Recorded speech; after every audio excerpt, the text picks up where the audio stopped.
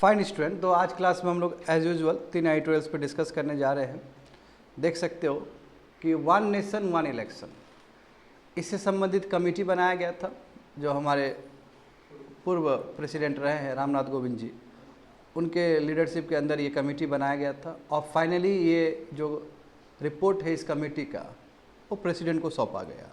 तो जाहिर सी बात है ये टॉपिक आ जाएगा, क्या फिजिबल है इस कंट्री में एक ही बार इलेक्शन करवाना, लोकसभा, विधानसभा और जो म्यूनिसिपल जो इलेक्शन होता है, टायर 3 का जो इलेक्शन है, पंचायत और विलेज का, क्या ये एक साथ हो सकता है? तो उसको हम लोग डिटेल्स में देखेंगे। यदि एक साथ होता है तो इसका क्या एडवांटेज होगा और यदि एक साथ होता है तो उसका डिसएडवांटेज भी क्या होगा। तो पूरी तरीके से 360 में हम लोग देखने जा रहे हैं इस एडिटोरियल को। नेक्स्ट वन देखो, very very important, Indus water treaty. याद करो 1960, अयूब खान पाकिस्तान की तरफ से, भारत की तरफ से नेहरू जी, तो दोनों के बीच में समझौता हुआ था कि इंडस वाटर किस तरह शेयर किया जाए। जानते हो कि 6 रिवर है इंडस और ट्रिब्यूटरीज का। 3 रिवर, जो ईस्टर्न रिवर है वो एक्सक्लूसिवली भारत को मिलता है यूज़ करने के लिए, और जो वेस्टर्न रिवर्स है वो अधिकतर क्या है, पाकिस्तान की तरफ से है, पाकिस्तान को जाता है वो। तो उससे संबंधित बहुत कुछ पढ़ना है हमें, क्योंकि हमने 2023 में भी पत्र लिख के दिया था पाकिस्तान को, वहाँ से कुछ रिप्लाई नहीं आया। इस बार भी हम लोग दिए हैं ताकि हम लोग चाहते हैं कि थोड़ा मॉडिफिकेशन आ सके इंडस वाटर ट्रीटी में। और पाकिस्तान है कि ये मुद्दा को बार बार अलग अलग लेवल पे ले जा रहा है, वर्ल्ड बैंक में, कभी कभी आर्बिट्रेशन में। तो ये सब चीज़ को हम लोग बहुत अच्छे से समझेंगे और इससे बहुत कुछ सीखने को मिलेगा सेकेंड एडिटोरियल से भी। एंड लास्ट वन देखो, मैं कहता हूँ कि तीनों एडिटोरियल इतना सुंदर एडिटोरियल्स है स्टूडेंट्स। इंटर स्टेट इनइक्वलिटीज़, हाँ, स्टेट, एक स्टेट और दूसरा स्टेट, यानी भारत में जानते हो टोटल कितना स्टेट, 28 स्टेट्स है और 80 यूटीज़ है। तो एक स्टेट और दूसरे स्टेट में कितना अंतर है भारत में, चाहे वो पर कैपिटा इनकम के हिसाब से हो, चाहे एक स्टेट का अपना एसडीपी के हिसाब से, स्टेट डोमेस्टिक प्रोडक्ट के हिसाब से। वो स्टेट का भी अपना जीडीपी होता है ना, तो ग्रॉस स्टेट डोमेस्टिक प्रोडक्ट कहते हैं।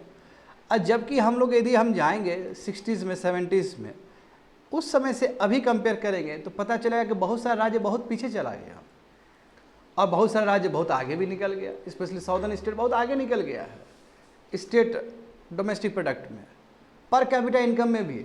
और जैसे जैसे हमारा राज्य जो है बिहार, झारखंड, इसका अच्छा खासा कंट्रीब्यूशन कभी हुआ करता था नेशन के जीडीपी में।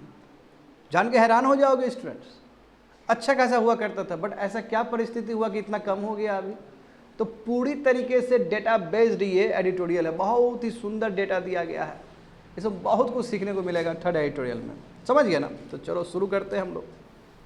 हाँ, if gets through in parliament, simultaneous elections will be reality from 2029। GS paper 2, constitution and polity, syllabus ये रहेगा। यहाँ बात समझो स्टूडेंट्स, बहुत ही इंपॉर्टेंट बात है। 2029 का जो इलेक्शन, बताओ अभी कौन सा लोकसभा चल रहा है? 18th लोकसभा, जो मोदी जी 3rd बार जीत के आए हैं, एनडीए का सरकार, 240 सीट बीजेपी को है ना, और कोलिशन का सरकार है ये। यहाँ समझोगे 2029 का जो लोकसभा, यानी कि 2029 में जो इलेक्शन होने जा रहा है, नेक्स्ट इलेक्शन यदि अच्छा से चला मोदी जी का ये टेन्योर, तो नेक्स्ट इलेक्शन कब होगा? 2029 को होगा। मत 2029 अपने आप में बहुत डिसाइसिव ईयर है। क्यों? क्योंकि जानते हो तुम लोग कि 71 के सेंसस के हिसाब से लोकसभा का सीट वो फिक्स हो गया है, बट उसमें संविधान में जो संशोधन किया गया, 84th constitutional amendment act, if I remember correctly, उसमें क्या कहा है कि 2026 तक सेम ही रखना है, और 2026 के बाद क्या होगा, फिर से फ्रेश पॉपुलेशन सेंसस होना चाहिए। यानी कि पॉपुलेशन सेंसस 2026 के बाद ही हो सकता है, और होने को तो पहले भी हो सकता है, बट 2026 के बाद जो पॉपुलेशन सेंसस होगा वही एक पैरामीटर बनेगा नेक्स्ट डिलिमिशन कमीशन के लिए। तो नेक्स्ट डिलिमिशन, अभी तक भारत में कितना डिलिमिशन कमीशन बैठा है? 4। 3 का पूरा असर पड़ा पूरा इंडिया पे, और जो लास्ट वन है, लेटेस्ट वन, उसमें केवल स्टेट का बाउंड्री को रीड्रॉ किया गया, टेरिटोरियल कॉन्स्टिट्यूंसी को रीड्रॉ किया गया। नंबर ऑफ सीट तो सेम ही है जो 3rd में डिसाइड हो गया था, और 1971 के सेंसस के हिसाब से हम ले रहे हैं अभी भी। बिहार राज्य से कितना है? 40 सीट है। यूपी राज्य से कितना सीट है? 80 सीट है। ये 71 में ही फिक्स हो गया था। बात समझ रहे हो? बहुत इंपॉर्टेंट कॉन्सेप्ट है ये। तो 2029 अपने आप में बहुत डिसाइसिव इलेक्शन ईयर होने जा रहा है। क्यों? क्योंकि 26 के बाद अब देखो सरकार ने नहीं करवाया ना, 2021 में कायदे से हो जाना चाहिए था, मगर संविधान में कहीं लिखा नहीं गया कि 10 साल बाद ही होना चाहिए पॉपुलेशन सेंसस। मगर हो सकता है इस रीजन से भी सरकार बैठी हो, वेट कर रही हो कि 2026 के बाद तो पॉपुलेशन सेंसस करवाना ही पड़ेगा डिलिमिशन कमीशन के लिए, तो हो सकता है सरकार अभी बैठी हो, तो 2026 के बाद होगा पॉपुलेशन सेंसस, और पॉपुलेशन सेंसस एक आधार बनेगा नेक्स्ट डिलिमिशन कमीशन के लिए, और वो लागू कब होगा? 2029 में। तो एक तो बहुत बड़ी बात है कि डिलिमिशन कमीशन का जो लागू होगा 2029 में होगा। सेकेंड इंपॉर्टेंट कॉन्सेप्ट देखो, सेकेंड इंपॉर्टेंट कॉन्सेप्ट क्या है कि वह जो रिजर्वेशन है महिलाओं के लिए 33% लोकसभा में, तो वो भी तो 2029 के बाद ही होगा। तो ये कितना इंपॉर्टेंट दो इवेंट है जो कि 2029 के इलेक्शन के बाद आपको देखने को मिलेगा। और तीसरा चीज़ देखो, तीसरा कंडीशन क्या है कि जब टेरिटोरियल कॉन्स्टिट्यूएंसी रीड्रॉ किए जाएंगे ना, आफ्टर 2026 के जो भी पॉपुलेशन सेंसस होता है उसके हिसाब से जब रिड्रॉ किया जा रहा होता, रिड्रॉ जब किया जाएगा टेरिटोरियल कॉन्स्टिट्यूएंसी का, तो हो सकता है कि साउदर्न स्टेट्स लूजर रहे।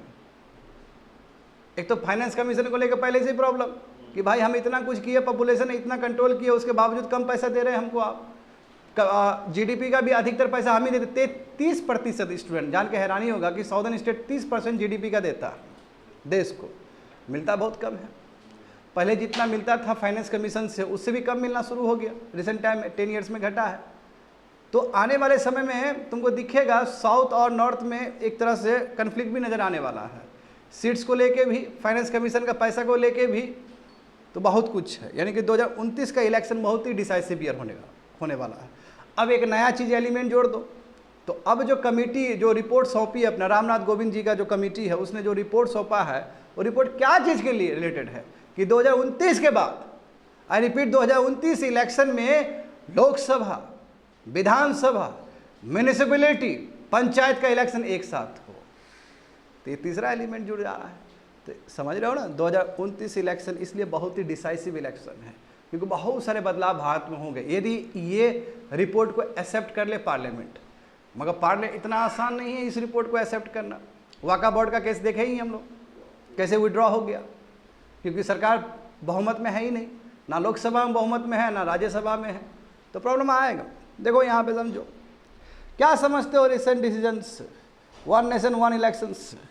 तो यूनियन कैबिनेट ने स्वीकार कर लिया है जो हाई लेवल कमेटी जो बना था फॉर्मर प्रेसिडेंट रामनाथ कोविंद के अध्यक्षता के अंदर, उस रिपोर्ट को स्वीकार कर लिया। और उस रिपोर्ट में है क्या कि एक देश एक बार इलेक्शन होना चाहिए, one nation one election system होना चाहिए।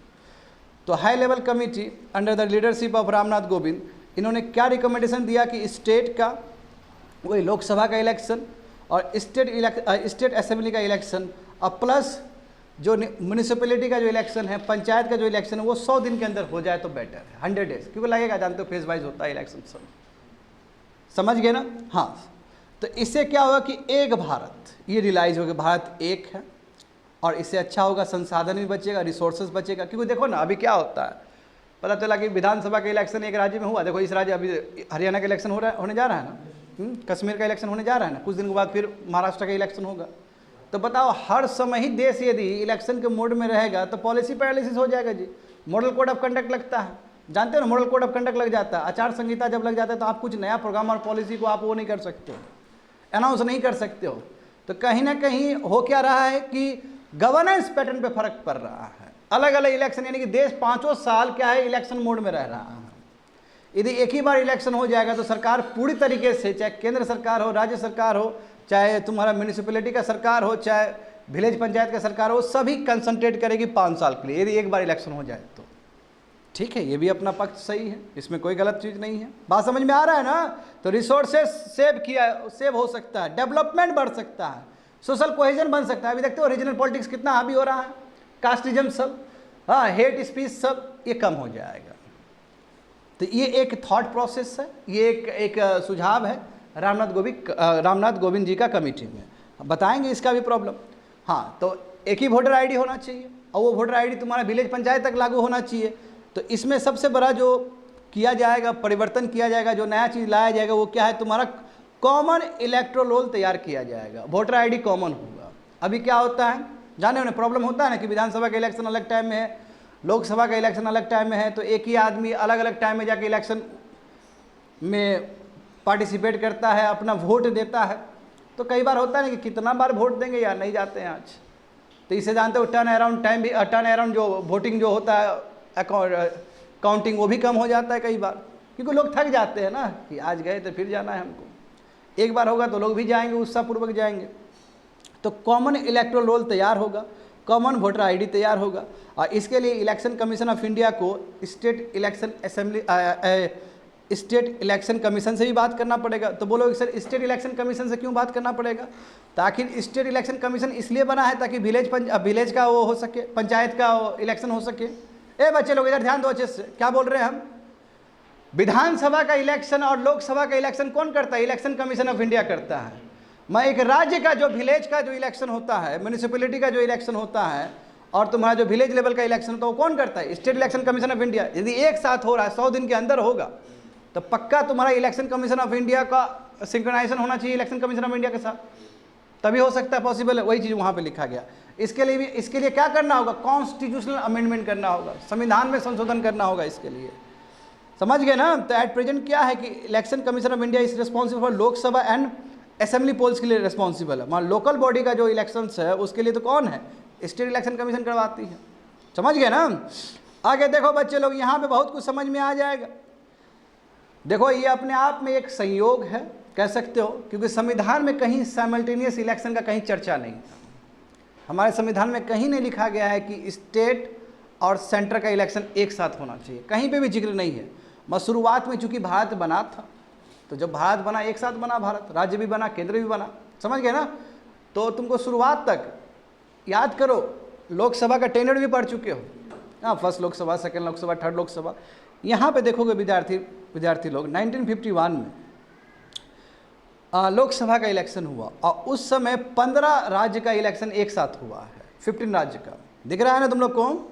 फिर 1957 में भी देखो, बस इन बिटवीन 1951 से लेकर 1957 तक एक ही राज्य में चुनाव हुआ है, वो भी तुम्हारा कब हुआ? 1955 में हुआ। इसका मतलब बहुत सिंक्रोनाइज है। अभी अधिकतर राज्य का जो चुनाव हो रहा है वो लोकसभा के चुनाव के साथ मर्ज किया है ना जी?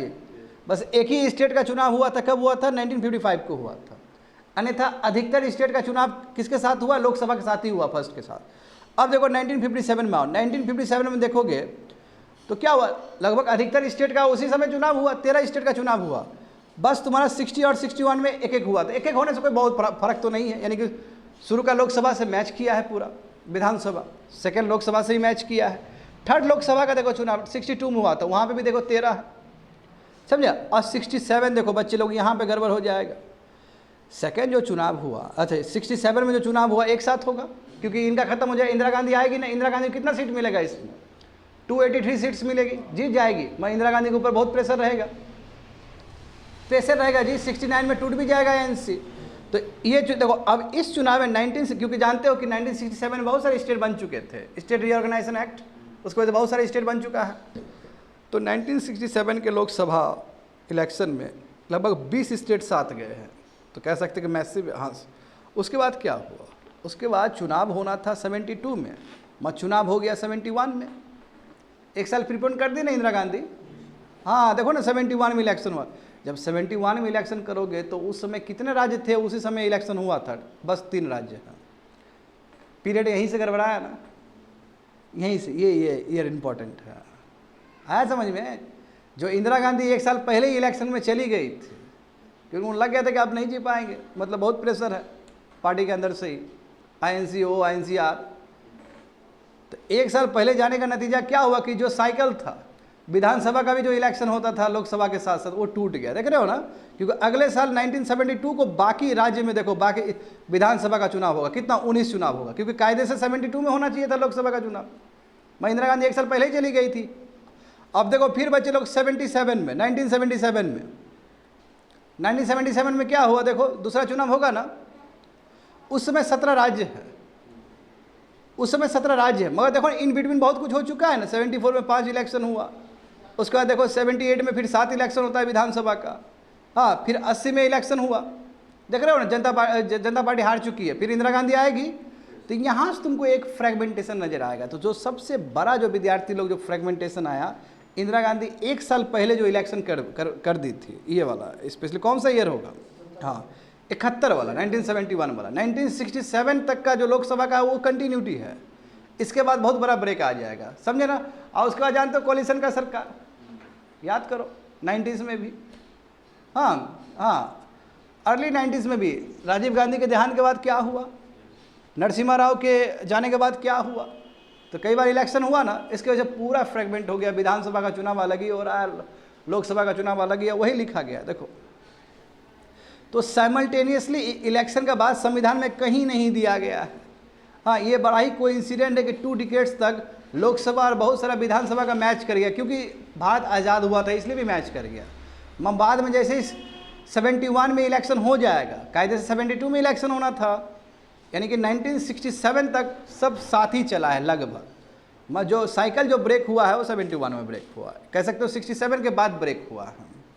आया समझ में ना, वही चीज़ देखो कंटिन्यूशन में दिया गया है और कुछ नहीं। यहाँ पे भी देख सकते हो 89 में इलेक्शन हुआ तो उसमें केवल 8 राज्य है, उससे ज़्यादा तो 90 में लोग दिए हैं, 90 में ज़्यादा विधानसभा इलेक्शन हुआ है, देख रहे हो ना। फिर 93 में हुआ, देख रहे हो 93 में, उसमें 9 सीट देखो इस तरह। तो ये तुमको दिखेगा कि इसलिए देखो क्या लिखा गया कि India started with in simultaneous poll to Lok Sabha assembly but the train broke after 1967। 1967 के बाद ये ट्रेन ब्रोक हो गया, क्योंकि 67 तक तो हुआ, उसके बाद जो इंदिरा गांधी 1 साल पहले जो इलेक्शन में चली गई थी उसके बाद साइकिल पूरा ब्रेक हो गया। आया समझ में? पीआईडी कितना इंपॉर्टेंट है इसको समझने के लिए। अब यहाँ समझो तो रिकमेंडेशन क्या है रामनाथ कोविंद जी का, इस कमेटी का रिकमेंडेशन क्या है। अब रिकमेंडेशन ये कि फिर से सबको साथ करना है हमें इलेक्शन, क्योंकि जानते हो 2029 का इलेक्शन बहुत सारे चीज़ के लिए बहुत इंपॉर्टेंट है। एक तो क्या है कि डिलिमिटेशन कमीशन भी बैठेगा, तो लोकसभा का जो सीट्स है वो बदल जाएगा, नॉर्दर्न स्टेट साउदर्न स्टेट बहुत अलग हो जाएगा। दूसरी बात है कि 1/3 वुमेन रिजर्वेशन भी मिलने वाला है। और तीसरा क्या हुआ कि एक साथ इलेक्शन करवाना विधानसभा और लोकसभा का। तो सवाल ये है कि जानते हो कि कई बार तो नीचे भी सरकार टूट जाता है, स्टेट में भी सरकार टूट जाता है, लोकसभा में भी टूट जाता है, तो करे क्या। ये तो बहुत बड़ा दुविधा वाला बात है। तो जो सलूशन है उसमें मेरिट्स भी है डिमेरिट्स भी है। रामनाथ कोविंद जी का जो कमेटी का जो सलूशन है, अब एक एक करके मैं बताता हूँ।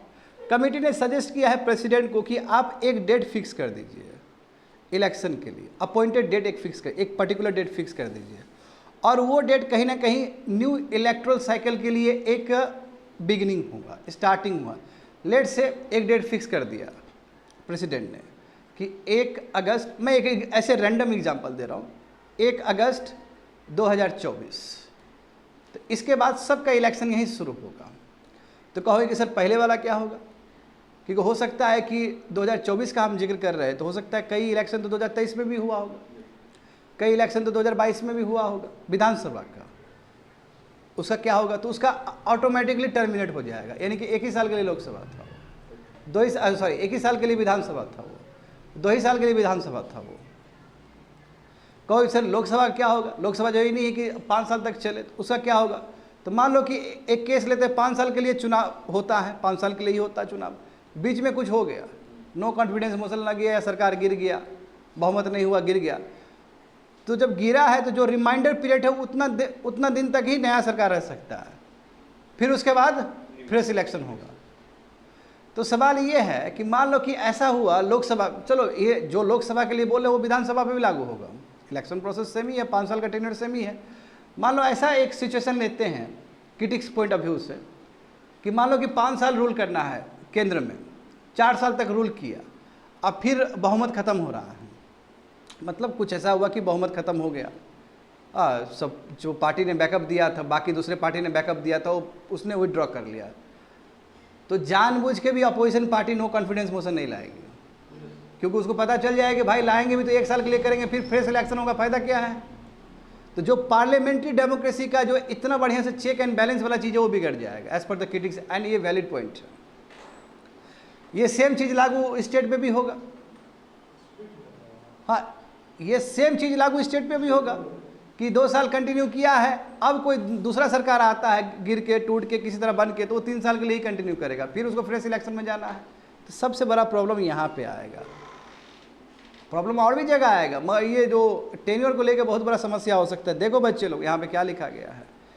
तो कमेटी ने, रामनाथ कोविंद कमेटी ने सजेस्ट किया है प्रेसिडेंट को कि आप अपने गैजेट नोटिफिकेशन से फर्स्ट सिटिंग ऑफ लोकसभा का तय कर दो, और एक अपॉइंटेड डेट लिख दो कि यहाँ से लोकसभा शुरू होगा, और वो एक बिगिनिंग होगा न्यू इलेक्ट्रल साइकिल के लिए, और सबका ही होगा, यानी कि विधानसभा लोकसभा सबके लिए होगा। वो स्टेट असेंबली देखो जो अपॉइंटेड डेट के बाद फॉर्म होगा और लोकसभा से पहले वो हो जाएगा, तो बिल्कुल सेम जैसे जनरल इलेक्शन हो रहा है, विधानसभा का इलेक्शन भी उसी तरह होगा, समझे ना। और वही इलेक्शन टू द लोकसभा और assembly would be held simultaneously, यानी कि उससे पहले मान लो कि 1 साल के लिए था, 2 साल के लिए था विधानसभा, तो ऑटोमेटिकली टर्मिनेट हो जाएगा। जैसे एग्जाम्पल देखो, अभी चलो इस साल में तो बहुत सारा राज्य का मैच कर गया, चलो हरियाणा भी आ गया, कश्मीर भी आ गया, वहाँ पिछले साल भी तो चुनाव हुआ था, उसे पिछले साल भी तो चुनाव हुआ था। तो अब क्या होगा कि भले ही रिमाइंडर आपका कंप्लीट हो या ना हो 5 साल, उससे कोई मतलब नहीं है। जैसे ही लोकसभा का टाइम आया ऑटोमेटिकली टर्मिनेट हो गया आपका। तो सबसे बड़ी बात है क्या स्टेट मानेगा इस चीज़ को लेकर, क्योंकि कोई भी सत्ता में कम से कम 5 साल रहना चाहेगा, चाहे स्टेट हो चाहे वो तुम्हारा केंद्र हो। समझ गए, प्रॉब्लम यहाँ पे आने वाला है।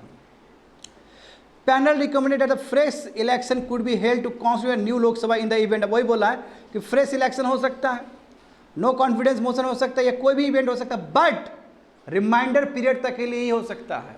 समझो स्टूडेंट, बहुत इंपॉर्टेंट कॉन्सेप्ट है। 5 साल के लिए चुनाव हुआ, मैं पता चला 5 साल नहीं रहा, 2 ही साल रहा, तो अब जो नेक्स्ट चुनाव होगा, नेक्स्ट चुनाव भी होगा तो 3 साल के लिए ही होगा, वो 5 साल के लिए नहीं होगा। आया समझ में ना। यदि लोकसभा का भी चुनाव होता है, जैसे एक लोकसभा का फिक्स कर दिया कि इतना से इतना 5 साल के लिए, और वो जो भी सरकार जीत के आया वो बहुमत साबित नहीं कर पाए, टूट जाएगा, हो सकता है फिर से फ्रेश इलेक्शन हो। 2 केस हो सकता है, या तो गठबंधन का सरकार फिर से बन जाए दूसरा, जानते हो ना, जैसे देवगौड़ा का सरकार गिरा तो फिर दूसरा कोई बन गया, है ना। या फिर ऐसा भी हो सकता है कि जैसे अटल बिहारी वाजपेयी 13 मंथ तक की है, नहीं हुआ तो फिर से फ्रेश इलेक्शन में गए वो। अब जो फ्रेश इलेक्शन होगा तो वो रिमाइंडर पीरियड के लिए होगा, तो लोकसभा के लिए भी लागू होता है, विधानसभा के लिए भी लागू हो रहा है। प्रॉब्लम वहाँ पे हो जाएगा, ठीक है ना। When fresh election are held for legislative assembly the such new assembly unless sooner dissolved shall continue to end of the full term of the Lok Sabha, यानी कि लोकसभा के हिसाब से वो भी अपना कैरी करेगा। तो प्रॉब्लम केवल सेम होगा, रेप्लिका, समझे ना। तो आपको एक वो जो प्रेसिडेंट ने डेट को अपॉइंट कर दिया कि यही डेट होगा, उसी डेट के हिसाब से दोनों ही चलेगा, लोकसभा भी चलेगा, विधानसभा भी चलेगा। और इससे पहले कितना भी समय वो यदि असेंबली में लगा हो तो ऑटोमेटिकली टर्मिनेट हो जाएगा, समझे ना। तो इस सवाल ये है कि आखिर ये चीज़ करने में, क्योंकि ये छोटा बात तो नहीं है, बहुत बड़ा बात है, ये पूरा स्ट्रक्चर चेंज हो जाएगा इससे। तो ये चीज़ करने में कहाँ संविधान में संशोधन करना होगा हमें। हाँ, जहाँ पे स्टेट का रेटिफिकेशन की कोई ज़रूरत नहीं, केंद्र अकेले बैठ के कर सकता है, यानी कि लोकसभा और राज्यसभा बैठ के कर सकता है। तो आर्टिकल 83 है। आर्टिकल 83 में duration of house of parliament के बारे में बताया, लोकसभा और राज्यसभा का ड्यूरेशन क्या होना चाहिए, आर्टिकल 83 में लिखा गया है। तो आर्टिकल 83 लोकसभा और राज्यसभा ही करती है, ठीक है, इसमें स्टेट का कोई रोल ही नहीं है। दूसरा देखो 85, जहाँ पे लोकसभा को डिजॉल्व करने का पावर दिया गया है प्रेसिडेंट को, जानते हो ना, डिजॉल्व करने का पावर प्रेसिडेंट को है, समझे। आर्टिकल 172 में स्टेट लेजिस्लेचर का क्या ड्यूरेशन होना चाहिए, वो भी लोकसभा राज्यसभा ही फिक्स करता है, वो विधानसभा नहीं करेगा, ऊपर से ही फिक्स होता है, पार्लियामेंट ही डिसाइड करता है। आर्टिकल 174 भी कैसे डिजॉल्व करना है वो भी वही फिक्स करेगा। और आर्टिकल 356 जानते हो, प्रेसिडेंट रूल, तो ये सभी चीज़ कौन देखेगा, कि पार्लियामेंट देखेगा हमारा। तो यहाँ इसका मतलब ये इजीली हो सकता है, बट नीचे देखो इसमें भी अमेंडमेंट लाना है तुमको, अमेंडमेंट करना पड़ेगा, 83 को अमेंड करना पड़ेगा, 85 को करना पड़ेगा, 172 को करना पड़ेगा, 174 को करना पड़ेगा, 356 को करना पड़ेगा। इसके लिए पार्लियामेंट से 2/3 मेजोरिटी चाहिए, लोकसभा और राज्यसभा से। बताओ तो अभी की सरकार के पास है ये मेजोरिटी? अभी बात सिंपल मेजोरिटी नहीं है अभी कोई सरकार के पास, सिंपल मेजोरिटी नहीं है। 2/3 कहाँ से आएगा, समझ गए ना, 2/3 चाहिए। हाँ, इससे पहले जो मोदी जी का टेन्योर था, इससे पहले उसमें था 2/3, या बहुत नज़दीक थे उसके। अभी तो बिल्कुल नहीं, अभी तो सिंपल मेजोरिटी नहीं है सरकार के पास। तो यहाँ पे प्रॉब्लम आ सकता है, मगर सबसे बड़ा प्रॉब्लम नीचे होगा। देखो इतना ही नहीं विद्यार्थी, आर्टिकल 324A में भी संशोधन करना पड़ेगा। क्यों, इसमें क्यों संशोधन करना पड़ेगा, ये संशोधन करोगे तभी तुम्हारा पंचायत और म्यूनिसिपैलिटी का भी इलेक्शन एक साथ लोकसभा और विधानसभा के साथ हो पाएगा। तो जब आप म्यूनिसिपैलिटी पे घुस रहे हो, जब आप पंचायत में घुस रहे हो, तो जाहिर सी बात है स्टेट को पूछना पड़ेगा आपको, उसके लिए स्टेट इलेक्शन कमीशन बना है कि नहीं बना है, आपको नीचे जाना पड़ेगा। देखो आर्टिकल 325, इसमें इलेक्शन कमीशन ऑफ इंडिया को कंसल्ट करना पड़ेगा स्टेट इलेक्शन कमीशन से, ताकि कॉमन वोटर ID बन सके, कॉमन इलेक्टोरल कॉलेज बन सके, कॉमन इलेक्टोरल रोल्स बन सके, तो इसमें संशोधन करना पड़ेगा। इसके लिए बच्चे लोग, इसके लिए पता है स्टेट का 50% स्टेट का रेटिफिकेशन चाहिए। कितना राज्य है कंट्री में? 28 राज्य हैं, तो कम से कम 28 का आधा करो, कितना हो? 14 + 1 करो, 15 स्टेट का ओके चाहिए कम कम सिंपल मेजोरिटी में। बताओ 15 स्टेट क्या करेगा? खा के यहाँ बीजेपी का 15 स्टेट में है क्या? तो सवाल ये है, समझ रहे हो ना? तो कम से कम आपको 15 राज्य से सिंपल मेजोरिटी से रेटिफाई करना पड़ेगा। तो शुरुआत का भी वो भी जो लोकसभा राज्यसभा कर सकता है, वहाँ भी 2/3 चाहिए, स्पेशल मेजोरिटी चाहिए। और यहाँ तो स्पेशल मेजोरिटी लोकसभा राज्यसभा का चाहिए चाहिए, साथ में स्टेट का भी 50% रेटिफिकेशन चाहिए। दोनों ही बहुत बड़ा टास्क है। तो अभी तो मुझे नहीं लगता ये हो पाएगा, आई डोंट थिंक सो। समझ गए ना? ये प्रॉब्लम होगा। यहाँ पे देखो, अच्छा एडवांटेज क्या? हाँ, दोनों ही पक्ष सुनना पड़ेगा तुमको, दोनों ही पक्ष जानना पड़ेगा। यदि एक साथ इलेक्शन होता है, लोकसभा का, विधानसभा का, पंचायत का, म्यूनिसिपैलिटी का, यदि एक साथ होता है, लेकिन 100 दिन के अंदर यदि इलेक्शन हो जाता है, 100 दिन का मतलब लगभग 3 महीना के अंदर हो जाता है, तो इसका एडवांटेज क्या होगा? देखो अभी का स्थिति क्या है कि हर साल ही इलेक्शन होता है, नहीं हर साल ही 2 राज्य का, 3 राज्य का, 5 राज्य का इलेक्शन होता है। तो इससे बहुत फर्क पड़ता है, सरकार के ऊपर बहुत दबाव होता है। सरकार को कंडक्ट करना है, सीआरपी भेजना है, आर्मी भेजना है, दुनिया भर का हर स्टेट में ही घुमाते रहती है सरकार। आर्मी उतरती है कि नहीं उतरती इलेक्शन के टाइम में? ह्यूज रिसोर्सेज चाहिए होता है सरकार को, business, worker, court, political party, है ना, ये सभी लोग ठग जाते हैं एक तरह से, क्योंकि बार बार इलेक्शन मोड में रहता है 5 साल। हाँ, दूसरी बात है, देखो रिसोर्सेज जो बहुत बर्बाद हो जाता है रिसोर्सेज, पॉलिसी पैरालिसिस हो जाता है, क्योंकि मॉडल कोड ऑफ कंडक्ट लग गया, आचार संहिता लग गया, तो नया आप अनाउंसमेंट भी नहीं कर सकते हो। समझे ना? सोशो इकोनॉमिक कॉस्ट बढ़ता है इससे, और वोटर भी थक जाता है। यार कितना बार हम वोट देंगे? अभी विधानसभा, लोकसभा, कितना बार म्यूनिसिपैलिटी, कितना बार हम देते रहेंगे? नहीं जाएंगे, जाओ वोट। तो वोटर भी थक जाता है। अभी का कंडीशन ये है, समझे ना? तो सिंक्रोना यदि सब साथ में इलेक्शन हो, तो इससे क्या है कि रिसोर्सेस ऑप्टिमम यूज हो पाएगा। मतलब एक ही रिसोर्सेज में सबका इलेक्शन हो जाएगा, वो सीआरपीएफ रहेगा, आर्मी रहेगा, वही बूथ रहेंगे, सब हो जाएगा, सब एक ही बार इलेक्शन हो जाएगा। इसका एडवांटेज है। हाँ, डिसेंट इनटू डेंजर जो ना, हाँ, आइडेंटिटी पॉलिटिक्स से भी बचे रहेंगे, हेट स्पीच से भी बचे रहेंगे। एक ही बार इलेक्शन में बात खत्म, नहीं पता चला कि एक साल ये बोल दिया, अगला साल वो बोल दिया, तीसरा साल वो बोल दिया, सेमी पॉलिटिकल पार्टी कुछ से कुछ बोले जा रहा है इलेक्शन की वजह से, तो ज़्यादा हेट स्पीच से भी बचे रहेंगे। आगे देखो, यदि एक साथ इलेक्शन होगा तो देखो क्या होगा, इसका फायदा देखो, पॉलिसी मैटर, सब लोग देखो एक बार इलेक्शन हो गया, बच्चे लोग 5 साल तक काम करना है, तो 5 साल फोकस होकर काम करेगा। अब ये नहीं सोचेगा कि अगला बार फिर हमको किसी चुनाव में जाना है। जैसे केंद्र में चुनाव हो गए, बीजेपी नीचे भी है कि नहीं है? बीजेपी का ही एक एग्जाम्पल लेते हैं, तो बीजेपी पार्टी मान लो कि लोकसभा में जीत गई, तो फिर हरियाणा में भी तो इलेक्शन है, तो फिर मोदी जी गए कि नहीं गए कल रैली करने के लिए हरियाणा? तो फिर वहाँ पर भी उनको बोलना पड़ेगा। और फिर हरियाणा में कोई वो नहीं हो सकता है, पॉलिसी अनाउंसमेंट नहीं हो सकता, क्योंकि आचार संहिता लग गया वहाँ पे, तो प्रॉब्लम है कि नहीं है बताओ? हाँ, तो यदि साथ ही इलेक्शन होता है तो इसका एडवांटेज क्या होगा स्टूडेंट, कि चाहे गवर्नमेंट हो, अपोजिशन हो, चाहे सेंटर में हो, चाहे स्टेट, कहीं पे भी पूरा पॉलिसी पे काम कर पाएंगे, और 5 साल पूरा काम करेंगे जब तक नया इलेक्शन ना हो जाए। तो अच्छी बात है, गवर्नेंस पैटर्न बेटर हो जाएगा इससे, है ना, अनसर्टेनिटी रिड्यूस हो जाएगा, है ना। अभी कुछ भी लेके आ गए क्योंकि चुनाव है, पॉपुलिस्ट मेजर है, तो इस तरह का चीज़ नहीं होगा। इससे मोमेंटम होगा, ग्रोथ होगा, समझे। It is a policy uncertain, इससे क्या गवर्नेंस सर्टन हो जाएगा। हाँ, इंडियन वोटर भी क्या होगा, उसको भी मजा है। हाँ, इंडियन वोटर, अब इसमें बोला गया कि इंडियन वोटर चालाक है, ऐसा नहीं कि बुड़बक नहीं है हमारे इंडियन वोटर। इंडियन वोटर को पता है कि रीजनल एस्पिरेशन क्या है, नेशनल एस्पिरेशन क्या है, उसके हिसाब से चुन देंगे। देखो अब डर क्या है रीजनल पार्टी को, यहाँ पे देखोगे बच्चे लोग जो बैठे हो क्लास में, इन लोगों को डर है, रीजनल पार्टी को डर है, और उनका डर भी वाजिब है, क्योंकि अभी बात करेंगे डिसएडवांटेज वाला पॉइंट का भी। उनको डर है कि जब एक साथ चुनाव होगा तो केंद्र का जो इशू है वो ज़्यादा हावी हो जाएगा राज्य पे। पुलवामा का इशू हुआ था कि नहीं हुआ था? पुलवामा का चीज़ पूरा हावी हो गया ना पूरा कंट्री पे। तो मगर अभी रामनाथ कोविंद कमेटी ने ये बोला कि नो, लोग अभी इतना चालाक है कि लोग को पता है कि कैसे नेशनल इशू और रीजनल इशू को अलग देखा जाए। हाँ, ये तुम्हारे दिल्ली में दिखता है, जब दिल्ली में इलेक्शन होता है, सोचो लोकसभा का इलेक्शन होगा तो सब मोदी जी को चुनता है, जब फिर विधानसभा का इलेक्शन होता है तो फिर आम आदमी पार्टी केजरीवाल को चुनता है। तो वहाँ का लोग तो जनता समझदार है, मगर सवाल ये है कि क्या पूरा कंट्री का उस तरह का जनता है कि नहीं है। मगर रामनाथ कोविंद कमेटी ने बोला कि नो, जनता है, जनता को सब पता है नेशनल इश्यूज़ और रीजनल इश्यूज़ के बीच में, समझे। तो ये हो गया। अब आगे देखो कंसर्न्स, देखो कंसर्न अभी से नहीं, बहुत दिन से जताया जा रहा है, वेरियस क्वार्टर से, बहुत दिन से ही बहुत सारे एक्सपर्ट कंसर्न भी जता रहे हैं। कंसर्न क्या है, देखो हमारा कंट्री फेडरल कंट्री है, यूनिटरी बायस से मानते हैं कि सेंटर तगड़ा है, सेंटर हमेशा स्ट्रॉन्ग सेंटर है ना जी, कनाडा का मॉडल ये हम स्ट्रॉन्ग सेंटर है, फेडरलिज्म तो है, क्वाजी फेडरलिज्म है ना जी। इससे क्या होगा, पूरा यूनिटरी हो जाएगा, क्योंकि केंद्र का चीज़ हावी हो जाएगा, क्योंकि लोकसभा के हिसाब से विधानसभा का टेन्योर चलेगा। तो ये बोला कि यदि साथ में इलेक्शन होगा तो कहीं ना कहीं यूनिटरी कैरेक्टर जो है वो इम्पोज हो जाएगा हमारे फेडरलिज्म के ऊपर। नंबर 1, 47 पॉलिटिकल पार्टी से जब बात किया गया कि आप क्या सोचते हो, तो उसमें से 15 पार्टी, यानी कि 3 पार्टी में एक पार्टी ने कहा है कि नो, नहीं होना चाहिए साइमल्टेनियस इलेक्शन।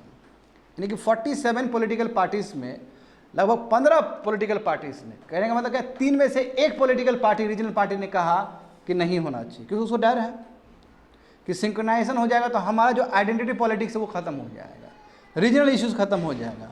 सही बात है कि नहीं है? हाँ। और देखो इसमें भी वही बोला गया कि यदि गवर्नमेंट लॉस कर जाए कॉन्फिडेंस हाउस में, तो अगला वाला डर से नो कॉन्फिडेंस मोशन भी नहीं लाया, क्योंकि उसको पता है कि 6 महीने के लिए कौन रहेगा रे, 1 साल के लिए कौन रहेगा, इसको मत गिराते, ऐसे ही गिर जाएगा, नेक्स्ट इलेक्शन होगा, हम आ जाएंगे जीत के। तो जो परंपरा है पार्लियामेंट्री सिस्टम का वो पूरा धराशायी हो जाएगा। ये बहुत ही वैलिड पॉइंट है, ये बहुत वैलिड पॉइंट है, ये बात समझे ना। और ये 2016 और 17 के मेंस पेपर में पूछ चुका है ये क्वेश्चन, क्योंकि उस समय ये और ज़्यादा बर्निंग टॉपिक था। मोदी जी पहली बार लेके आए थे, वन नेशन वन इलेक्शन का लेके आए थे, तो पूछ लिया था 2016 या 17 के मेंस पेपर में ये आंसर लिखा। और उसमें क्वेश्चन पता है क्या पूछा था, यदि एक साथ इलेक्शन होता है तो कहाँ कहाँ संविधान में कौन से आर्टिकल में कहाँ कहाँ स्ट्रक्चर पर असर पड़ सकता है। देखो, duration of the Lok Sabha, no confidence motion, ये सबको लिख देना है, समझे ना। हाँ, तो अब देखो, अब जबकि नो कॉन्फिडेंस मोशन लगने का मतलब क्या, विल ऑफ द पीपल है वो, क्योंकि जो बहुमत बनाएगा वही गवर्नमेंट रहेगा ना। और जबकि उसका गिरने का स्थिति हो गया था, फिर भी अपोजिशन उसको नहीं गिरा रहा है, इसका मतलब against the will of the people है ये। तो वही चीज़ यहाँ पे लिखा गया, जो कि अच्छी बात नहीं है स्पीड ऑफ डेमोक्रेसी के लिए। वन नेशन वन इलेक्शन कहीं ना कहीं रीजनल इश्यूज़ को दबा देगा, क्योंकि देखो आज रीजनल इश्यूज़ की वजह से ही बड़ा बड़ा नेता बन पाया है स्टेट में। सही बात है कि नहीं है? तो रीजनल इश्यूज़ कहीं ना कहीं ओवर शैडो हो जाएगा नेशनल इशू के सामने में, और नेशनल इश्यूज़ डोमिनेंट हो जाएगा पूरा कंट्री में। लोकल गवर्नेंस पे फर्क पड़ जाएगा, लोकल गवर्नेंस खत्म हो जाएगा, इससे पॉलिटिकल अकाउंटेबिलिटी खत्म हो जाएगी। आज देखो पॉलिटिकल अकाउंटेबिलिटी खत्म हो जाएगा, कैसे देखो यहाँ पे समझो, अब 5 साल के लिए आपको काम करना है, तो नेता लोग को तो देखा ही हुआ है, 4 साल कुछ काम नहीं करेगा, लास्ट का 1 साल काम कर देगा, बोलेगा काम कर दिए, लाओ वोट दो हमको। अभी एटलीस्ट इलेक्शन हर साल होता है तो कम से कम ये मोड में रहता है कि नहीं हम अच्छा करेंगे तो हम हार जाएंगे दूसरे राज्य में, कहीं ना कहीं इसे पॉलिटिकल अकाउंटेबिलिटी तो फिक्स रहता है। अब इसी चीज़ को 2 नज़र से देख सकते हो कि बार बार इलेक्शन की वजह से गवर्नेंस खराब हो रहा है, मैं एटलीस्ट बार बार इलेक्शन में पॉलिटिकल अकाउंटेबिलिटी तो फिक्स हो रहा है। आप काम नहीं कर पाए तो आप अच्छा काम करो, जीत जाओगे दूसरे राज्य में। मगर देखो यदि 5 साल के लिए चुन के आए कोई और 4 साल तक काम नहीं करेगा, अंतिम 1 साल में काम करके बोलेगा हमने काम कर लिया, तो वो भी तो गलत चीज़ है। देखो वही पॉइंट आउट किया गया। तो state level parties will not be able to, अब देखो नेशनल पार्टी से स्टेट लेवल पार्टी कैसे जीत सकता है, क्योंकि नेशनल लेवल पार्टी के पास पैसा बहुत है, उसका डायरेक्ट नेक्सस है कैपिटलिस्ट क्लास और बॉन्ड, इलेक्ट्रल बॉन्ड, दुनिया भर का चीज़। तो रीजनल पार्टी कैसे जीत पाएगा उससे, उसके पास संसाधन है, उसके पास इंटेलिजेंस है, दुनिया भर का चीज़ है। तो स्टेट पॉलिटिकल पार्टी जो रीजनल पार्टी हो कहीं भी किसी भी रूप में खड़ा नहीं हो पाएगा अगेंस्ट द नेशनल पार्टी। इसलिए स्टेट का इश्यूज, स्टेट का पॉलिटिकल पार्टी सब खत्म हो जाएगा, अब सेंटर हावी हो जाएगा। ये क्रिटिक्स का ओपिनियन है और वैलिड पॉइंट है, वैलिड पॉइंट है, ऐसा नहीं कि आप उसको वो कर सकते हो, इसमें भी दम है। और हाँ, जो पक्ष में है वन नेशन उसमें भी है दम है, तो बीच का सलूशन लाना होगा जो बात है। और अभी तो कहीं से भी मुझे तो पास होते हुए नज़र नहीं आ रहा है ये, क्योंकि कमेटी ने अपना रामनाथ कोविंद कमेटी ने रिपोर्ट सौंपा है, तो इसलिए ये फिर से आ गया एडिटोरियल्स में, समझ गए ना। हाँ, आगे देखोगे student, why is India unhappy about the globally acclaimed Indus water treaty, GS paper 2 international relation. देखो भाई चलो, इंडिया और पाकिस्तान के बीच में शुरू से तनाव रहा है, कश्मीर को लेके भी, एक तो पार्टीशन होना रिलीजन के लाइन पे तनाव रहा, उसका फिर कश्मीर को लेके बहुत तनाव, तो शुरू से लेके अभी तक तनाव ही है इंडिया और पाकिस्तान के बीच में। मगर ये दो कंट्री जो एक दूसरे को देखना नहीं चाहता, उसके बावजूद भी एक जो ट्रीटी है इंडस वाटर ट्रीटी ये एग्जाम्पल है वर्ल्ड के लिए कि दो कंट्री जो एक दूसरे को पसंद नहीं करता है, फिर भी ट्रीटी के मामला में ये दोनों कंट्री बहुत ही सीरियस है। एक ग्लोबल एक एग्जाम्पल सेट हो रहा था। बट अभी क्या हुआ रिसेंट टाइम में, पाकिस्तान इसमें कुछ गड़बड़ी कर रहा है। पाकिस्तान बार बार आर्बिट्रेशन में जा रहा है ये बोलने के लिए कि देखिए इंडिया में जो प्रोजेक्ट बन रहा है रेड क्ले पे, है ना, किशनगंगा वाला जो प्रोजेक्ट बन रहा है वो उसका डिज़ाइन ठीक नहीं है, तो इसलिए वो बार बार कंटेंशन कर रहा है। मगर एक इतिहास गवाह है कि इंडस वाटर ट्रीटी एक बहुत ही भव्य एग्जाम्पल है वर्ल्ड के लिए कि दो कंट्री एक दूसरे को पसंद नहीं भी करते मगर ट्रीटी के मामला में दोनों ही कंट्री एक दूसरे का सम्मान करते हैं। समझे, ये अयूब खान और इंडिया से कौन थे, नेहरू जी। तो यहाँ पे देखते हैं इसको, स्टूडेंट इसको डिटेल्स में देखना है हमें बहुत अच्छे से। देखो इंडिया ने फिर से फॉर्मल नोटिस भेजा है पाकिस्तान को और ये बोलते भेजा है कि हमें इंडस वाटर ट्रीटी में कुछ मॉडिफिकेशन करना है। इससे पहले भी भेजे थे, देखो नीचे, इससे पहले भी जनवरी 2023 में ही भेजे थे मगर कुछ रिप्लाई नहीं आया अभी तक। इस बार भी भेजे हैं, देखते हैं रिप्लाई कब आता है। समझे ना, क्योंकि अभी इंडिया को लगता है कि जो इंडस वाटर ट्रीटी जो 1960 में साइन हुआ था अयूब खान और पंडित नेहरू जी के बीच में, अब इसमें कुछ मॉडिफिकेशन की ज़रूरत है। तो इंडिया तो 2 बार भेज चुका है, 2023 में ही भेजा है नोटिस, अभी भी भेजा है कुछ दिन पहले। देखते हैं क्या रिप्लाई आता, हो सकता है रिप्लाई नहीं भी आए क्योंकि इससे पहले तो रिप्लाई नहीं आया था 23 वाला। तो इसमें मामला क्या है देखो बच्चे लोग। अच्छा, उसी फिगर में देखो टोटल एरिया इंडस बेसिन, लगभग कह सकते हो कि 12 लाख स्क्वायर किलोमीटर का टोटल ड्रेनेज बेसिन है। इंडस बहुत बड़ा ड्रेनेज बेसिन है, इसमें बहुत बड़ा ही रिवर है ये ड्रेनेज, हाँ बहुत बड़ा ड्रेनेज बेसिन है ये। इसमें से 47% तो पाकिस्तान को ही जाता है, ठीक है, पाकिस्तान को। इंडस तो पूरा बसा हुआ है पाकिस्तान उस पर, इस तरफ देखोगे तो 47 जो % एरिया है वो पाकिस्तान को जाता है, 39% इंडिया को और 8% चाइना को। टिबेट वाला जो रीजन है इस तरफ का वो चाइना को, ठीक है, जहाँ पे उइगर मुस्लिम जो, सॉरी उइगर बोल रहे हैं, हाँ उइगर मुस्लिम जो ऊपर वाला जो है काराकोरम रेंज से ऊपर वाला जो है ना जिनजियांग प्रोविंस, तो 8% तो चाइना को और 6% अफगानिस्तान को। Very very important information, Indus water जो ड्रेनेज सिस्टम है उसमें लगभग 4 स्टेट्स, 4 कंट्री को इसका 4 स्टेट यानी कि 4 कंट्री इसका बाउंड्री शेयर करता है, कह सकते हो कि उस पर बसा हुआ है। तो ज़्यादातर किसको एलोकेट हो रहा है बताओ, पाकिस्तान को 47%। अब यहाँ पे देखो बच्चे लोग फिगर देखो, ये फिगर इतना शानदार फिगर है, इसमें इतना कुछ तुमको जानकारी मिलेगा। देखो जानते हो कि 3 रिवर ईस्टर्न रिवर कहते हैं, 3 वेस्टर्न रिवर कहते हैं। ईस्टर्न रिवर क्या क्या है देखो, जो कि एक्सक्लूसिवली भारत यूज़ करेगा, तो सतलज, ब्यास और रवि। सही बात है, सतलज, ब्यास और रवि। उधर देखोगे तो चेनाब, झेलम और इंडस वेस्टर्न रिवर हो जाएगा। समझे ना, वेस्टर्न रिवर। तो ईस्टर्न रिवर कौन सा है बच्चे लोग, सतलज, रावी और हाँ क्या है देखो, सतलज, रावी और ब्यास। अब यहाँ देखोगे सबसे ऊपर वाला जो असेंडिंग से नीचे से ऊपर जाओ, ये जो मानसरोवर लेक है, मानसरोवर लेक से ये टोटल 6 रिवर हुआ ना जी, 3 ईस्टर्न रिवर हुआ, 3 वेस्टर्न रिवर हुआ। तो जो सबसे नीचे जो निकलता है उसको बोलते हैं सतलज, जो कि मानसरोवर से ही निकलता है, और जो सबसे ऊपर जो इंडस है वो भी मानसरोवर से ही निकलता है। तो ऐसे याद कर लोगे, सतलज भी मानसरोवर ही उसका वो है, सोर्स है। और जो सबसे ऊपर जो रिवर है, देखो फिगर देखो वहाँ पे, जो फिगर वहाँ पे देखो, सबसे जो ऊपर है इंडस, वो भी कहाँ से निकलती है, मानसरोवर से ही निकलती है। समझ गए ये चीज़।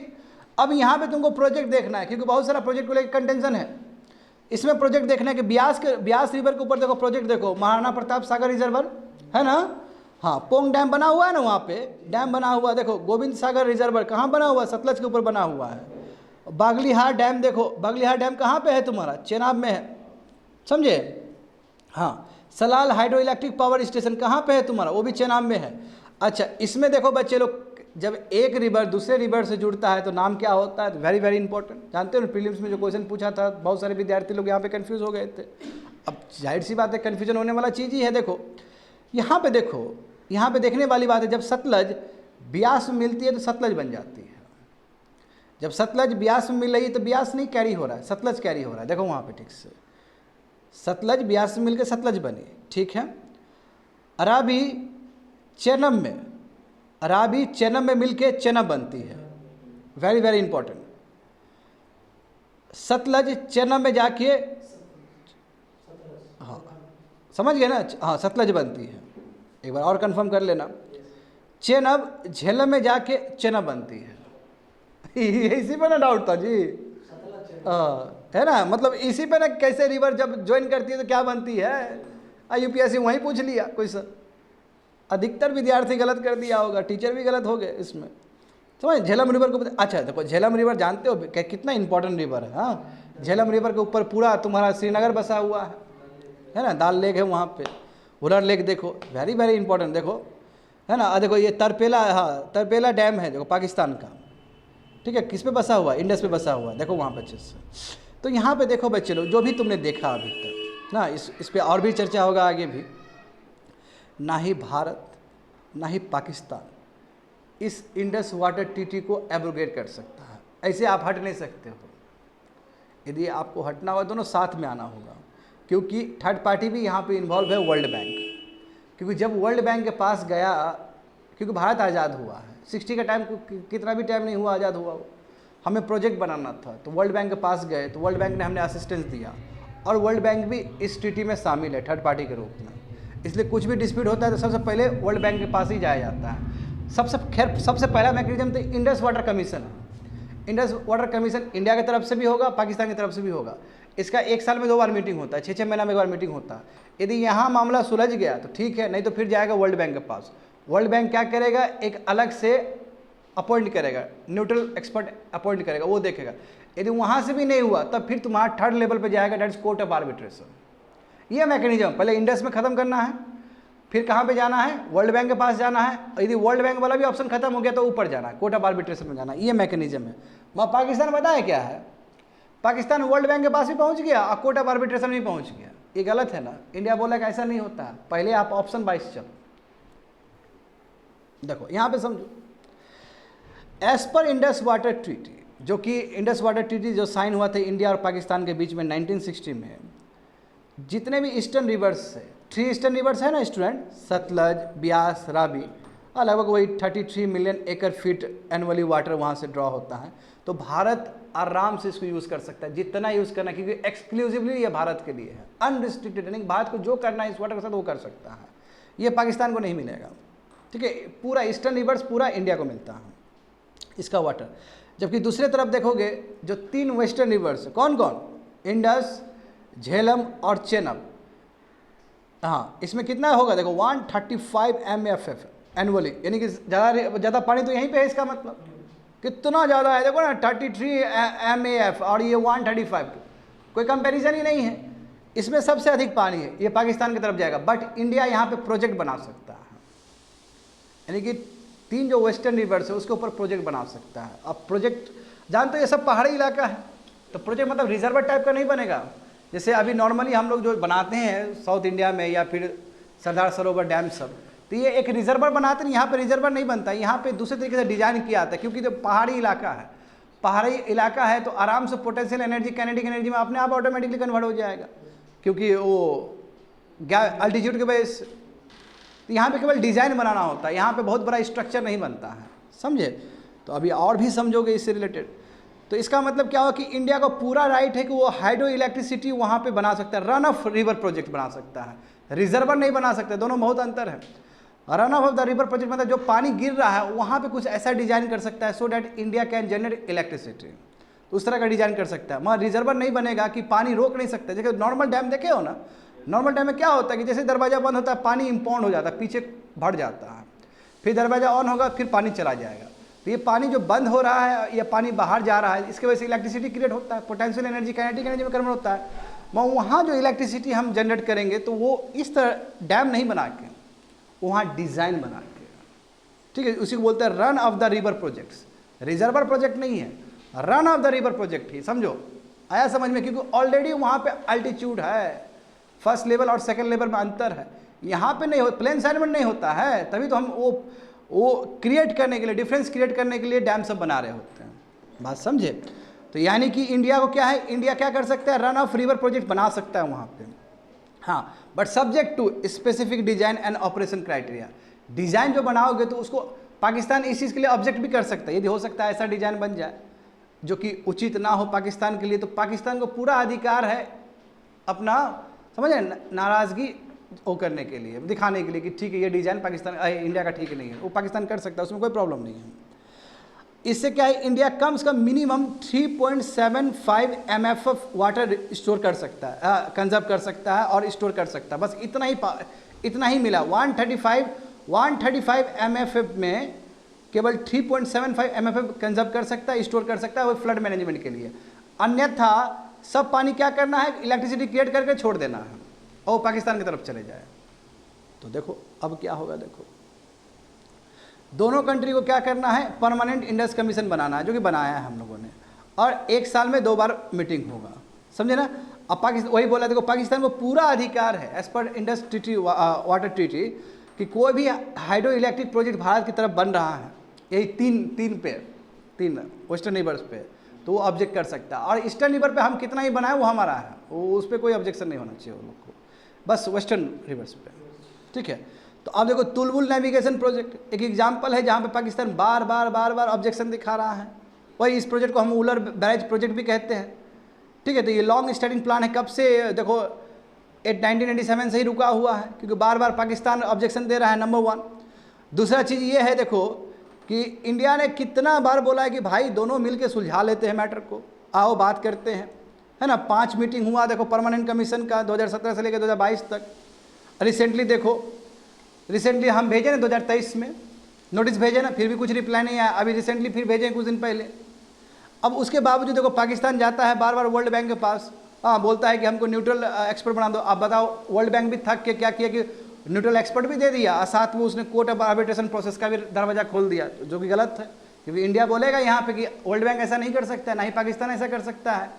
पहले तो इंडस परमानेंट कमीशन में आप सुलझाओ बात को, वही परमानेंट इंडस कमीशन में बात सुलझाओ पहले, वहाँ नहीं हुआ तब वर्ल्ड बैंक के पास जाओ, जो न्यूट्रल एक्सपर्ट वो करेगा दोनों कंट्री के लिए। यदि वहाँ पे भी नहीं होता तब कोर्ट ऑफ आर्बिट्रेशन जाओ। भाई ये क्या हुआ कि वर्ल्ड बैंक के पास भी जा रहा है और कोर्ट ऑफ आर्बिट्रेशन के पास, साथ साथ तो नहीं हो सकता है। कोई मामला सुप्रीम कोर्ट और हाई कोर्ट में एक साथ तो नहीं चल सकता है। हाई कोर्ट में खत्म हो गया तब सुप्रीम कोर्ट में ले जाओ, ये होता है ना मैकेनिज्म। तो इंडिया का कंटेंशन ये है। अब यहाँ पे देखो किशनगंगा प्रोजेक्ट और रैटले डिस्प्यूट अभी भी कितना दिन से चल रहा है, हाँ जानते हो ना तुम लोग। देखो भारत का 330 मेगावाट ऑलरेडी बन चुका है ये project, Kishanganga hydro electric project. जानते हो ना किस रिवर झेलम के ऊपर बना हुआ है, ऊपर जाओ फिगर किशनगंगा होगा उसमें, ठीक है। और देखो रैटले में भी, चेनाब के ऊपर जो है उसमें भी देखो अंडर कंस्ट्रक्शन है 850 मेगावाट का, वो अंडर कंस्ट्रक्शन। एक तो बन के तैयार हुआ, वो पाकिस्तान बार बार ऑब्जेक्शन दे रहा है डिजाइन को लेके, समझे ना। इंडिया जानते हो कि इतना वो रख सकता है, इतना अलाउड है कि स्टोर कर सकते हो आप लोग। हाँ तो सेक्टर वाइज देखोगे, ये ठीक है, ये उतना याद करने की जरूरत नहीं। इतना देखो क्यों दिया गया है 3.75 MF क्यों दिया गया, ताकि फ्लड कंजर्वेशन के लिए, वाटर कंजर्वेशन के लिए, फ्लड मैनेजमेंट के लिए दिया गया है। तो इशू क्या है कि इंडिया पाकिस्तान देखो वही किशनगंगा और रैटले हाइड्रो प्रोजेक्ट को लेके बहुत दिन से कन्फ्लिक्ट है, और इंडिया चाहता है ये करना। क्यों? जम्मू एंड कश्मीर को डेवलप करना है। जम्मू एंड कश्मीर जानते हो integral part of India, Kashmir को आगे बढ़ाना है। तो कश्मीर को आगे बढ़ाना है तो ये दोनों प्रोजेक्ट बहुत इंपॉर्टेंट है। मैं पाकिस्तान और होने नहीं देगा, पाकिस्तान और कीड़ा करेगा इसमें, वही कर रहा है वो। तो वो इंडिया चाहता है कि ये प्रोजेक्ट हमारे लिए इंपॉर्टेंट है ताकि ये रीजन का हम डेवलप करें। हाँ इलेक्ट्रिसिटी चाहिए, देखते हो ना पाकिस्तान कश्मीर में बहुत सारा ऐसा जगह है जहाँ पे इलेक्ट्रिसिटी नहीं पहुँचा है। तो हमें चाहिए किसी भी स्टेट को डेवलप करना है तो electricity is must, power is must, इसलिए हमें चाहिए। But Pakistan bar bar object कर रहा है डिज़ाइन को लेके, तो यहाँ पे समझो। तो जो कंटिन्यू टसल हो रहा है, तो इंडिया क्या चाहता है, 62 ईयर वाला ओल्ड वाला जो हमारा इंडस वाटर ट्रीटी है, वो चाहते क्या है? तो हम चाहते हैं कि इसमें थोड़ा मॉडिफिकेशन हो, मॉडिफाई हो, ताकि डिस्प्यूट कम हो। क्योंकि चलो भाई ठीक है, हमने डिज़ाइन किया रैटले वाला, किशनगंगा वाला, आओ बात करो, सुलझाते हैं आपस में। हम इसमें कुछ रेटिफिकेशन चाहते हैं। इंडिया ऑल्सो, और इंडिया बार बार प्रोटेस्ट कर रहा है कि भाई तुम कैसे अपने मन से तुम कोर्ट ऑफ आर्बिट्रेशन में जा सकता है और वर्ल्ड बैंक में जा, पहले तुम वर्ल्ड बैंक में जाओ, अपने मन से कैसे कोर्ट ऑफ आर्बिट्रेशन में तुम जाओगे? एट द सेम टाइम दोनों कैसे ऑप्शन तुम ले सकते हो? ये गलत चीज़ है, समझ गए ना। तो इंडिया ने रिक्वेस्ट किया कि 90 दिन के अंदर मुझे कुछ रिप्लाई दो, है ना। अभी सेकेंड बार जो नोटिस भेजे हैं, तो प्रोसीजर क्या है? देखो वही चीज़ लिखा गया। प्रोसीजर क्या है डिस्प्यूट को सॉल्व करने का? एक तो आप वही इंडस वाटर कमीशन में कर सकते हो, वही इंडस वाटर कमीशन में आप सुलझा सकते हो इंटर गवर्नमेंटल लेवल पे, या तो न्यूट्रल एक्सपर्ट पास जा सकते हो, या फिर दोनों ही। यदि न्यूट्रल एक्सपर्ट से खुश नहीं हुए डिसीजन से, यानी कि वर्ल्ड बैंक ने जो न्यूट्रल एक्सपर्ट दिया आपको, यदि उसने नहीं सुलझा पाया, तो उसके बाद मैटर कहाँ चला जाएगा तुम्हारा? कोर्ट ऑफ आर्बिट्रेशन में, समझ गए ना। देखो कब सॉल्व होता है, मगर डिज़ाइन को लेके अभी भी डिस्प्यूट है पाकिस्तान की ओर से, समझ गए ना। कोर्ट ऑफ आर्बिट्रेशन जो हेग में है ना, जो कोर्ट ऑफ आर्बिट्रेशन, नहीं वो नहीं है वो। अच्छा उसी का, हाँ उससे रिलेटेड क्या बोले, आईसीसी क्यों जाए, वो क्रिमिनल कोड है वो, तो उसमें क्यों जाएगा। Court of arbitration, permanent court of arbitration है ना जी, एक अलग से नाम ही है वो। जिसने फैसला सुनाया था वो हाँ 184 को लेके, परमानेंट कोर्ट ऑफ आर्बिट्रेशन 2016 में फैसला सुनाया था ना, जैना बोला ना कि हम बात नहीं मानेंगे तुम्हारा।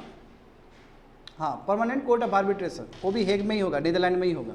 आया समझ में स्टूडेंट। तो ये पाकिस्तान और इंडिया का इश्यूज़ हैं।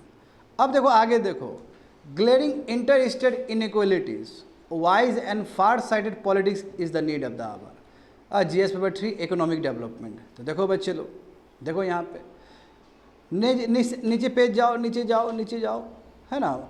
तुम लोग जाओ यहाँ पे देखो तो, और नीचे, हाँ क्या है, सेकेंड लास्ट पेज पे जाओ, सेकेंड लास्ट पेज पे, ठीक है। वहाँ पे कुछ आंकड़ा है, ये आंकड़ा पढ़ोगे अपने आप ये ट्वेल्व खत्म हो जाएगा, समझ में आ जाएगा। Ratio of state gross state domestic product to the sum of GSDP of all state. सही बात है, यानी कि स्टेट का हम लोग क्या देख रहे हैं, स्टेट डोमेस्टिक प्रोडक्ट देख रहे हैं। जैसे नेशन का क्या होता है, जीडीपी होता है, तो स्टेट का अपना भी क्या स्टेट डोमेस्टिक प्रोडक्ट होगा ना।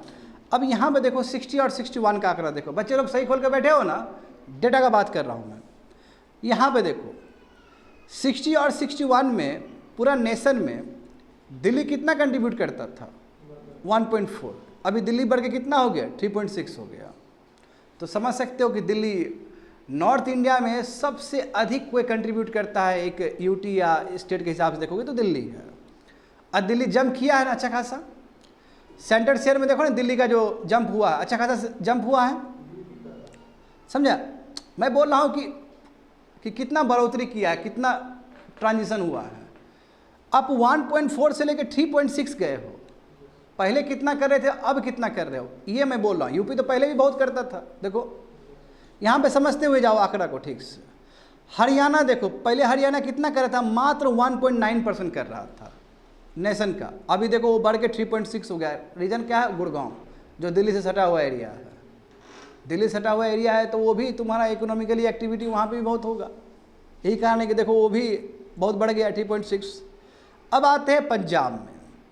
पंजाब पहले कितना करता था, 3.2। देखो उस समय बाबू ग्रीन रेवोल्यूशन का समय था, वो स्टार्टिंग पॉइंट है वो सब। आगे देखोगे तो स्टार्टिंग पॉइंट है वो सब, देखो ना 70 और 71 में तुमको दिख जाएगा वो ग्रीन रेवोल्यूशन का इम्पैक्ट। देखो 4.4 हो गया वो, समझे।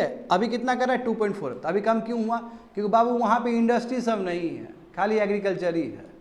अभी चाहिए इंडस्ट्री आगे बढ़ने के लिए। आगे आओ, अब देखो उत्तर प्रदेश और उत्तराखंड उस समय देखे थे ये लोग, हाँ दोनों को कंबाइन करके 14.4। अभी इधर देखो 8.4 प्लस 1.4 कर दो तो कितना हो गया, लगभग 10 हो जाएगा, 9.5 होगा ना जी। तो पहले कंपेयर में तो कम ही तो कर रहा है उत्तर प्रदेश। पहले कितना करता था उत्तर प्रदेश, 14.4%, उत्तर प्रदेश और उत्तराखंड साथ में। और अभी उत्तर प्रदेश और उत्तराखंड साथ में लोगे तो कितना होगा, 8.4 प्लस 1.1 कितना हो गया, 9.5। तो पहले कंपेयर में कम है इसका कंट्रीब्यूशन, आया समझ में। देखो बंगाल, देखो बंगाल तुम खुद देखो ना, 10.5 था बंगाल पहले, अभी देखो क्या स्थिति है इसका, 5.6 ओनली, बहुत कम हुआ ना। अपना जो राज्य है वो देखो 7 देखो बिहार और झारखंड साथ में देखेंगे, ठीक है ना। तो बिहार और झारखंड 7.8 कंट्रीब्यूट करता है, लगभग 8%।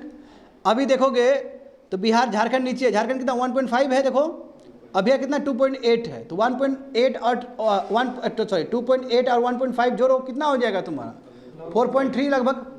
तो तुम कहाँ हो, कहीं नहीं हो। पहले तुम्हारा 8 था, अभी लगभग तुम्हारा 4 के आसपास, लगभग हाफ में हो, आया समझ में। तो नेशन का जो है, नेशन में कितना कंट्रीब्यूट कर रहा है, तो बहुत कम कर रहा है, देखो लगभग हाफ हो गया। तो इस तरह तुम देख सकते हो। तमिलनाडु देखो, अच्छा तमिलनाडु उस समय भी बहुत विकसित हो गया था, 8.7 डेवलप कर रहा, 8.7 था, तो देखो अभी भी कितना है, 8.9 है, कंसिस्टेंट परफॉर्मर। ऊपर देखो केरल, देखो केरल 3.4 था, तो अभी भी 3.8 है, वो भी कंसिस्टेंट परफॉर्मर है ना। कर्नाटका देखो 5.4 है, अभी देखो बेंगलोर सब कहाँ निकल गया, सिलिकॉन वैली सब देखो 8.2। तो देखो समझ में आ रहा है ना, साउदर्न स्टेट पहले भी अच्छा था, यदि पहले कम था तो अभी बहुत अच्छा हो गया। आगे देखो हाँ, आंध्र प्रदेश और तेलंगाना साथ में लो, है ना, साथ ही लो, तो समझ रहे हो ना, 7.7 साथ में लो। अभी देखो 4.7 आप 4.9 हो गया तुम्हारा लगभग 10 के आसपास। तो देख रहे हो ना कैसे साउदर्न स्टेट्स कंट्रीब्यूट ज़्यादा किया है। यदि महाराष्ट्र का भी देख लेते हैं थोड़ा सा। हाँ, महाराष्ट्र देखो, महाराष्ट्र 12.5, इधर देखो 13.3, देखो कंसिस्टेंट परफॉर्मर, समझ पा रहे हो ना। हाँ देखो, मध्य प्रदेश 6.3, अभी 4.5 कम हो गया। अच्छा, गुजरात लेते हैं। हाँ, गुजरात देखो कितना, देखो गुजरात कितना अच्छा है, 5.8, तो अभी कितना है 8.1, काफ़ी अच्छा। तो इसे इंडिकेशन मिला ना तुमको कि 60 में जो स्थिति था और अभी का जो स्थिति बहुत अंतर है, समझ गए। तो ऊपर जाओ, हाँ ये फिगर भी देखो बच्चे लोग, हाँ ये फिगर आओ, हाँ ये बिहार इंडिकेट्स बाइफरकेशन। पहले सब डेटा देख लेते हैं, डेटा देखोगे ऑटोमेटिकली इजी हो जाएगा एडिटोरियल को समझना। बिहार देखो, अब इसमें पर कैपिटा बताया गया है स्टूडेंट, समझे ना, पर कैपिटा बताया गया। जैसे पर कैपिटा इनकम, यानी कि जैसे मान लो कि नेशन का 100 रुपया है, तो नेशन कंपेयर में राज्य का क्या है, नेशन का फिक्स किए 100। देखो 61 में बिहार, जब यूनाइटेड बिहार था, तो उस समय लगभग हम जो नेशन में था लगभग हम 70 के आसपास थे, वही 60-70 के आसपास थे। अभी देखो घट कितना हो गया, 30-35 के आसपास ही है कि नहीं, बताओ तो वहाँ पे। हाँ, लगभग वही 35 और 40 के बीच में है। यानी कि पूरा देश 100 रुपये कमा रहा है, तो हम कितना कमा रहे हैं, 35 से 40 रुपये कमा रहे हैं, समझ गए। मगर हम 61 में नेशन जब 100 रुपये कमा रहा था एक साल में, तो उस समय हम कितना कमा रहे थे, 70 रुपये के आसपास कमा रहे थे। देखो अंतर। उत्तर प्रदेश देखो, उत्तर प्रदेश 61 में लगभग कितना कमा रहा था एक आदमी नेशन के हिसाब से, वही 80-90 के आसपास। अभी देखो वो भी घट के तुम्हारा 50 के आसपास आ गया। हमारा राज्य तो और पीछे चला गया।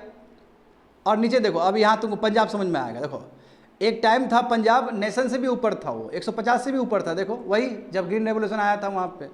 अभी देखो वो, अभी देखो अभी भी कम तो नहीं है, अभी भी लगभग 100 के आसपास है वो। तो अभी भी नेशनल एवरेज को रख रहा है ना पंजाब। उत्तर प्रदेश देखो वही जो देखे हो अभी उत्तर प्रदेश का। वेस्ट बंगाल देखो, वेस्ट बंगाल का भी देखो 61 में, हाँ वेस्ट बंगाल में 61 में देखो अच्छा खासा था, वही 130 के आसपास था। अभी देखो घट के कितना कम हो गया, 80 के आसपास आ गया, 75-80 के आसपास आ गया। बिहार का देखो, बिहार का देख चुके हम लोग। आसाम का देखो, आसाम लगभग अभी 100 भी हुआ करता था बराबर, अभी घट के कम हो गया, वो 70-80 के आसपास हो गया। झारखंड देखो, झारखंड तो बाद में बना, देखो झारखंड में भी लगभग 50 है, समझ रहे हो ना। तो नेशन का यदि 100 रुपया कमा रहा है एक आदमी, तो स्टेट में कितना वेरिएशंस। आगे देखो दिल्ली देखो बाबू, दिल्ली देखो, दिल्ली नेशन के हिसाब से दिल्ली कितना आगे है, 220-230 होगा, देख रहे हो ना। हरियाणा देखो कितना आगे निकल गया, 170-180 है। गुजरात देखो 150 से ऊपर चला गया। महाराष्ट्र देखो अच्छा खासा 150 में। आंध्रा देखो 100 से ऊपर है, 130-135 है।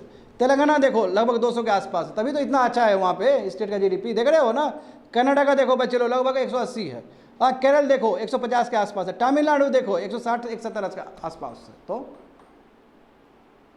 साउदर्न स्टेट और आपको वेस्टर्न स्टेट दिखेगा आगे बढ़ते हुए। और नॉर्थ में कौन है, दिल्ली है, हरियाणा है, बाकी तो पूरा यूपी सब चला गया नीचे, पर कैपिटा में भी और स्टेट को उसमें कंट्रीब्यूशन में भी पहले कंपेयर में।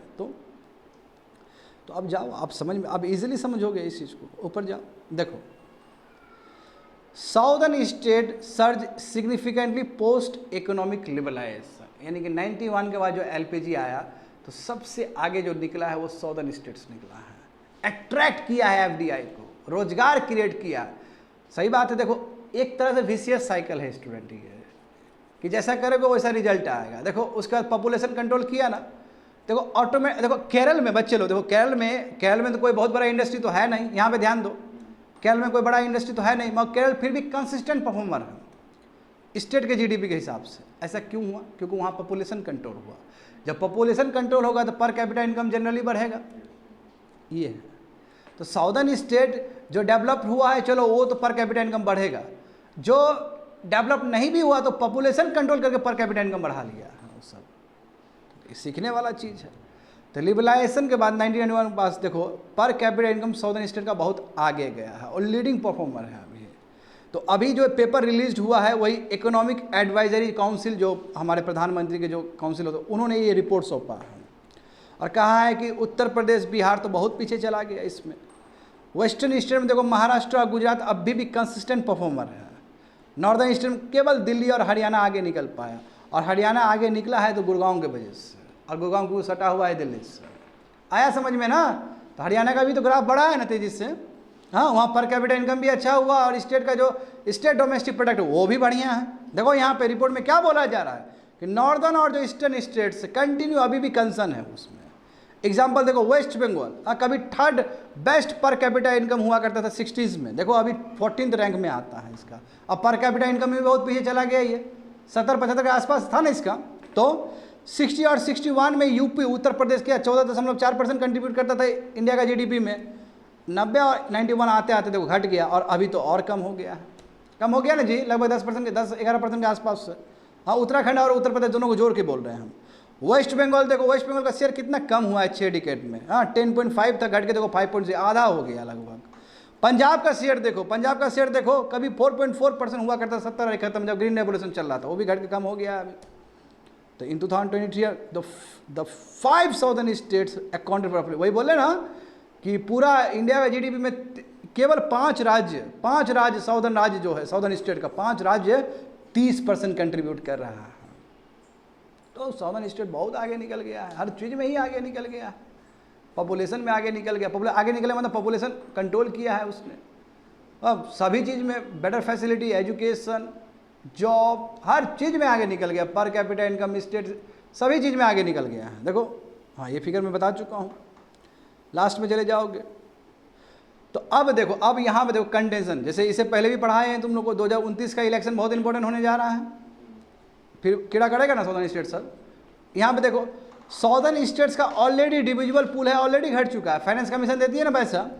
अब तुम खुद देखो, 11th फाइनेंस कमीशन 2000 से 2005 तक जो लागू हुआ था, उसमें 21.1% डिविजिबल पूल दिया जाता था। अभी देखो घटे कितना हो गया 21 और 26 में 15.8%। आने वाले समय में और कम हो जाएगा ये, तो जाहिर सी बात है ये कन्फ्लिक्ट होगा नॉर्थ और साउथ के बीच में। तो साउदर्न स्टेट को और फेयरफुल है, वो डर है कि जब डिलीमिटेशन कमीशन बैठेगा तो हमारा लोकसभा का सीट वो भी कम हो जाएगा। तो ये सब चैलेंज है। अब देखते हैं इसको कैसे पार किया जाता है। कंप्लीटेड।